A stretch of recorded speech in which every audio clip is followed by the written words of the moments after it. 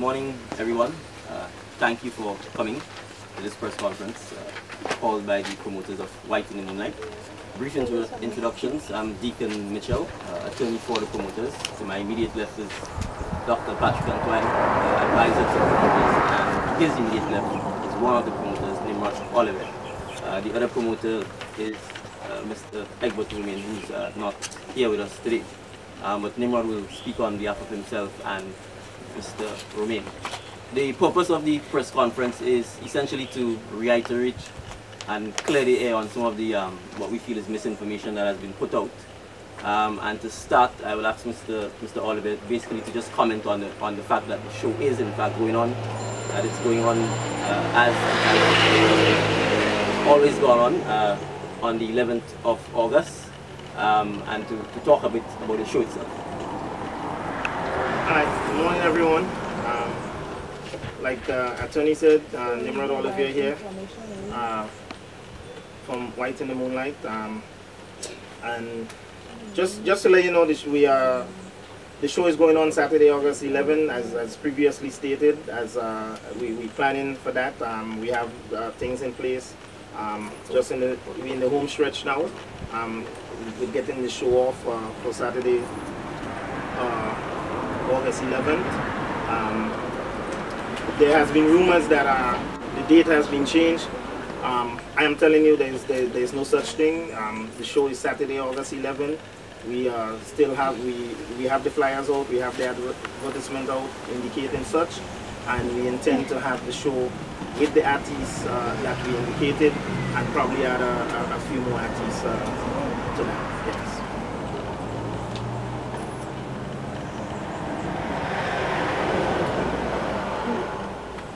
I don't know, just before I go over, if you want to just have any questions for Nimrod regarding the show itself.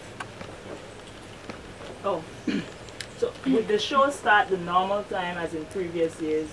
Was after 12, because this year you don't know when the panorama is going to over. So what time will the show start? Well, that is a very valid point. I mean, over the years we've always given the panorama the courtesy and start the show in around the 1 o'clock time period, and we intend to do the same. We haven't had no official talk in terms of what time is going to end this year, but we go in based on past precedents, and it's always been around 1 a.m. so that's when we intend to start the show. You're featuring regional acts. Have they been issued work permits for the show? No, they haven't been issued work permits from Grenada as yet for the show. So the back and forth conversation that had been taking place between yourself and the Carnival committee, there has been no agreement between the two on the show. Since the last press conference, I haven't had any dialogue with the Spice Mass Corporation. What? On the matter of the work permit question, that I will speak to other issues regarding this press conference later. But let me again clarify, and I'm happy that you're raising it from the press corps. The answer is unequivocally that artists possessing CARICOM skills certificate, or normally administrative documents from their territories indicating that they're bona fide artists. I say normally because this is something that we have done for Grenadians who have gone to Trinidad who did not have skills certificate. We issued them with administrative documents, such as a letter which says that Mr. X is a Calypsonian well known to the Grenadian authorities who is coming to Trinidad and Tobago to perform, even where they didn't have one.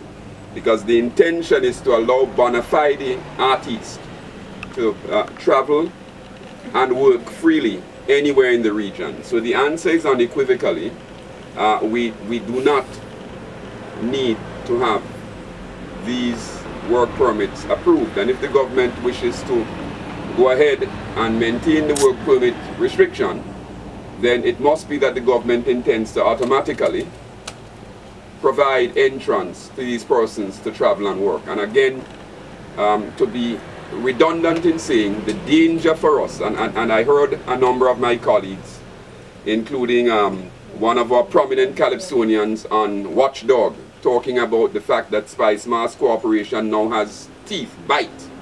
He either said teeth or bite, same thing. The danger is that Grenada stands to lose a lot if other people enforce these kinds of requirements that go against the treaty. We are not going to come out the winners if we continue to give the impression that we're not in conformity with the treaty on these matters. We are a small country. Our carnival hardly provides a sufficient level of income for our Calypsonians. If Trinidad and Barbados and St. Vincent and the other places, Guyana, etc., theirs is growing, if they continue to maintain that they're not going to abide by these requirements and other people follow suit, we will not come out the winner. I'm afraid of that, and I continue to issue a word of caution on that matter.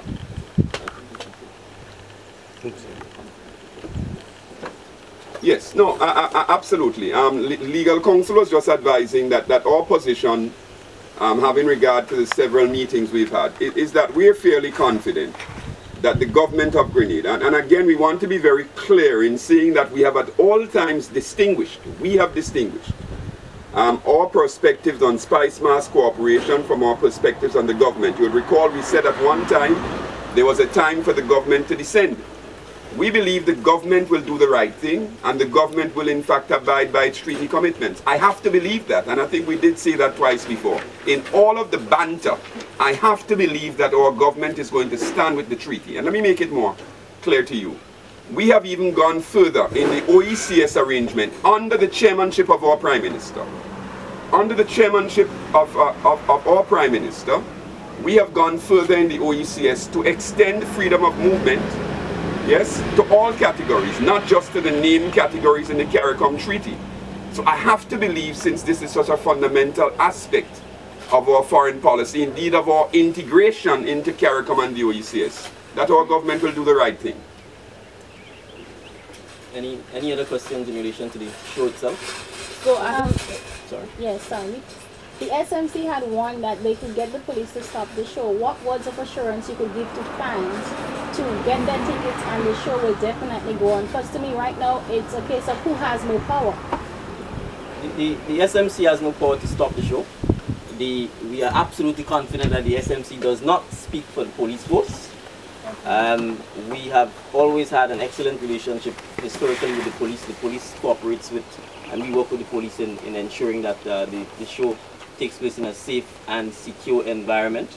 And despite the utterings of some members of the SMC, we're absolutely confident that the police will act independently, will make their own judgment, and as always happened in the past, will permit the show to go on. Have you got a letter confirming that? You got a confirmation letter from the RGPF already for the show? No, we do not have a confirmation letter, but there's a process that we normally have gone through in the past. We've similarly done so, and we expect that the same result will happen. But I just want to say this: I don't want to drag the police or any other auxiliary entity into this. This has nothing to do with the police or any of those other entities. It's really, as you can see, it's the utterings of the Spice Mass Corporation, and I'm sure you've not heard the police comment on the matter, and we don't want to get them embroiled in this. Really, it's a matter for the SMC, but we're confident that the SMC cannot direct the police how to carry out its duties, and the police will act appropriately as they've always done. Is it normal procedure though? Hold on, I think. As it stands now, there will be no further dialogue between the SMC and will there be any further dialogue between the SMC and the White Moonlight? We are open to speaking to the SMC as we've always been, but essentially since the last press conference, we have not, and the last attempt at mediation, we've had no correspondence from them. We have not corresponded to them, so I don't anticipate that we will hear further from them. Regarding the procedure, is it normal that you advertise an event before having the clearance from the police? Yeah, it's normal. It's quite. I mean, from a marketing point of view, you would essentially not get anyone to the show if you don't market it. So it's a normal occurrence. It's a normal occurrence. And I mean, obviously, just based on tradition, I mean, this is not a show where there's been any issues with security or anything of the sort. And we've relied heavily on the police in the past to assist us in that regard. Well, the SMC stand in the ground that they want one show on that night and it will be planned. And White Moonlight is making it clear that we have no intention of making any changes to their plans. So, what from there? What if, I mean, you said based on the treaty that we have with free movement of Caribbean nationals and so on. What happens if they do not get that comment and government, the SMC government decides to block the show? What does White Moonlight go for? Well, I would answer by saying, one, we have no indication that the government will do anything to block the show, and based on that, obviously, we can't, in a sense, speculate to that effect. Second, the government is not the Spice Mass Corporation. Yep. And I'm quite confident that the Spice Mass Corporation is free to make utterances as it has done. As to whether or not its utterances are grounded in law is another matter. And I've said so at the previous press conference, and I will say it again. If the Spice Mass Corporation had the law on its side, and if it was a responsible body, given that this issue arose as early as February of this year, one would have thought that they would have done the appropriate thing to ensure that the law was on their side and that they had the backing of a court order. And an order saying that as the court, we are ordering you to stop preparations for the show or to stop the show, then we would have complied with that order. But we are clear in our minds that the reason the Spice Mass Corporation has not gone to seek that court order is because it knows that the statute it is relying on does not authorize it to do the things that it is claiming it is authorized to. And we've said that time and time again, and you will note that the Spice Mass Corporation, in our view, has not answered that question. They have not answered that question. And not only that, you must ask yourself this question: why is it only White in the Moonlight that they've sought to stop? Why is it every other show is going on as usual? It is only White in the Moonlight that they've sought to stop. One small aspect of your question, which as usual is excellent. When you mentioned PAN, that they said there would only be one show, and that is PAN. It should be clear to every single one of you that this is not about PAN. This is about two soca shows, one of which has some PAN men playing, but if you look at the posters, if you listen to the advertisements, this is two soca shows that seem to be going head to head. This is not about one soca show and then a very nice, PAN event that's taking place and you're disenfranchising the PAN men. This is about a naked piece of action by the Spice Mass Corporation to protect one soca show vis-a-vis the other. That is what this is about. And we have now a compendium of messages. I want to repeat, we have in our possession a compendium, not one or two, a compendium of emails, which makes clear our point. Legal counsel will speak to this and I will follow up on some of those issues. Our issue is not with the government of Grenada. Our issue is with a creature called Spice Mass Corporation that appears to be a law unto itself, even where it violates our constitutional rights and violates the treaty. And we will speak to those matters so that the Grenadians can judge for themselves. Legal counsel will get into some of those issues. We have a compendium of emails and messages which will make it clear to the press and to every single Grenadian the sort of injustice this gentleman has been subjected to just to have a show. And this is why I've said to my colleagues, this is about more than just an event. This speaks to some fundamental principles. We have a compendium of emails. A compendium of emails. Some of which we'll refer to today and the rest we will keep for the right audience. Legal counsel will speak to those. Let me just ask a question before you go. What does this mean for Grenada? Should in case one set of artists from the region is allowed permission to come in and perform and the next set is not allowed to come? Well, I think the fact that you've asked the question in the question itself lies the answer. You know, I came in last night. The last phone call I got as I was sitting on the plane, it was from Ajamo. And we all know who Ajamo is. And Ajamo he just, in his words, he couldn't understand what it is that Spice Mass Corporation is trying to do.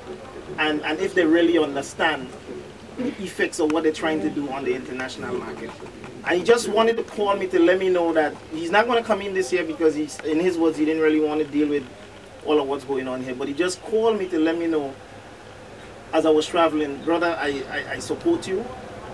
And like I said, we all know who Ajamo is and what Ajamo means to us for culture in Grenada. Think about that. As it relates to financial contributions to the SMC or towards PAN, are you still willing or would you be willing to make contributions whether you're called upon or not? Because you say the show will go on. It's you know, it was on the table and to date it's still under consideration. Well, we have to point out when we offered it, it was flatly rejected by the chairman, which again calls into question whether or not it was about support for PAN. It was flatly rejected. We made an initial offer, we upped the offer, we doubled the offer, and it was flatly rejected by the chairman. He said they did not want any money from White and Moonlight. All right. As Dr. Antoine indicated, we engaged in a process with the Spice Mass Corporation initially of hoping to try and resolve this matter in an amicable manner. And we were under the impression that we were engaging in a genuine effort at trying to reach agreement. We have correspondence within our possession which suggests that all along we were being led effectively to take part in a farce, because it seems that from day one the Spice Mass Corporation had no intentions of resolving this matter in an amicable manner, and they had no intention of allowing White in the Moonlight to take this. And I've circulated to you copies of some of those emails, and I start with, in a sense, the last one. An email from the deputy chairperson of the board to fellow board members. And I'm just going to, you have it, so I'm going to read parts of it so that you understand that if this was really about White in the Moonlight, if this was genuinely about Carnival and the culture and making more events available for people, then we perhaps would have resolved this a long time ago. But it's quite clear that, for want of a better word, there are perhaps other agendas at stake. And let me just read some of the correspondence. As I said, this is from the deputy chairperson of the board to fellow board members, dated the 3rd of July 2012, almost a month today. Although I shouldn't be, I'm actually flabbergasted at the lengths at which these guys are prepared to take political interference. They have now given it a new meaning. Are they really going to get so vulgar as to walk out of the cabinet room into the arena, meeting with our stakeholders to plead White in the Moonlight's case, talk about self-destructing? Who compromised the 3-member team? Pray tell. And why would they have to meet with White in the Moonlight, or any of us for that matter? According to Collins' understanding, which I know is correct, they have already accepted all the reasons we advance as to why there should only be one show. So how on earth are they going to convince us that both should happen? And as to White in the Moonlight, they are already resolute that they are going on Saturday night. So why does Cabinet have to talk to them? To convince them of what? Or is it to further reassure them so that their contempt of us can be further deepened? This thing is a real charade. Leave them alone while they drive their final nails in their coffin. For they have already committed political suicide. Absolutely. They're just nailing up their own coffin now. Let us remain in the right, not making a false step. Let's cover our bases and get our letters out. Not much more I can say at this time. I perhaps need to sleep on this one before I say more. Incredible. Now, this is the response of the deputy chairperson in reaction to the government of Grenada seeking to find out and meet with various stakeholders concerning the issues surrounding White in the Moonlight and the hosting of the 2 shows. This is the contempt that the Spice Mass Corporation has for the highest decision-making executive body in the land. Nothing here to deal with the merits or demerits of why one show should have more, one show shouldn't have more, but all about politics. This is correspondence from the chairman of the board to his fellow directors. Team, I am happy to say I survived the interrogation, referring to having to meet with the cabinet of Grenada. I presented the legal, credibility, economic, stakeholder interest, political and overall communication partnership aspects as to why we need to stand firm with our decision, which was correct to begin. It is apparent, however, that despite accepting all of our claims, a few members of cabinet, led by the Prime Minister, remain adamant that the fete should be allowed on Carnival Saturday. And let me read over. It is apparent, however, that despite accepting all of our claims, a few members of cabinet, led by the Prime Minister, remain adamant that the fete should be allowed on Carnival Saturday. I communicated that we have been mediating in good faith, and our communication and resulting mandate from our stakeholders is clear. Stand our ground, one show on Carnival. We can do no more. Now, if the Spice Mass Corporation position was that only one show will take place, how could in the same breath Mr. Dow say that I am mediating in good faith? In other words, he's making it clear I am not compromising. Yet still we are made to engage in a lengthy process of consultation, multiple mediations, including on a Sunday, when I upped and doubled the monetary offer that was on the table in favor of the PAN Association, only to be told that they were not accepting any money from us.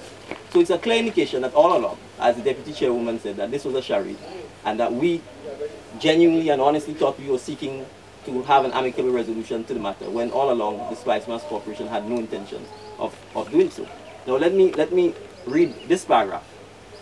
As a result, a 3-member team of cabinet ministers will schedule meetings with the board, our stakeholders, PAN, Tropics and Lime, and then with White in the Moonlight to convince all parties that it is best to come to a resolution that has all events occurring on Carnival Saturday. While not confirmed, and hence purely for our compensation, the pitch, consumption, the pitch may be, White in the Moonlight pays SMC $30,000, White in the Moonlight gives $20,000 to the development of PAN, and government gives an additional $20,000 to us to make us whole. So, in effect, it was all a setup. Setup. Right? So that even when we thought we were negotiating in good faith, and we offered the compensation, in the end, and I'm using compensation here, it was still rejected. So the suggestion by the Spice Mass Corporation that they're mediating in good faith, I think even their own words puts to rest any such suggestion. And for reasons best known to the Spice Mass Corporation, it seems that